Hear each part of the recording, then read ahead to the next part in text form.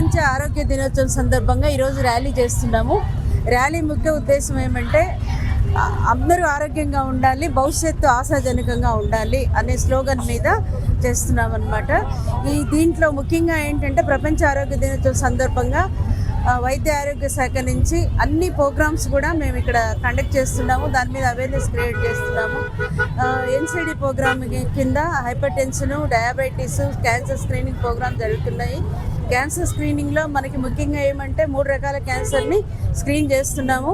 ఒకవేళ వాళ్ళ నిర్ధారణ అయిందంటే వాళ్ళని ట్రీట్మెంట్కి కూడా రెఫరల్ చేస్తున్నాము. తర్వాత మిగతావి ఏంటంటే టొబాకో ప్రివెంట్ ప్రోగ్రామ్ ఒకటి చేస్తున్నాము.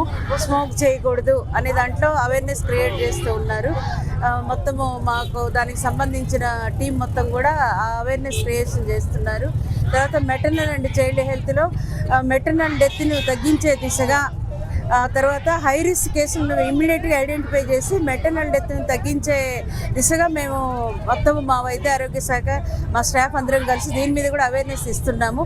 తర్వాత దీనిలో భాగంగా ఏమంటే టీనేజ్ మ్యారేజెస్ ఎక్కువ కాబట్టి ఇక్కడ టీనేజ్ ప్రెగ్నెన్సీస్ని దాని మీద అవగాహన కార్యక్రమాలు కలుగజేస్తూ ఉన్నాము. తర్వాత వచ్చి ఇమ్యునైజేషన్, చైల్డ్ ఇమ్యునైజేషన్ కూడా మొత్తము ఫుల్ ఇమ్యునైజేషన్ మీద కాన్సన్ట్రేట్ చేస్తాము. దాని మీద చేయటం వల్ల ఏమంటే పిల్లల్లో వచ్చే వ్యాధులు తగ్గి, ఇమ్యునైజేషన్ వేయకపోవటం వల్ల వచ్చే వ్యాధులు తగ్గటం వల్ల కూడా అందరూ ఆరోగ్యంగా ఉంటారు చిల్డ్రన్స్.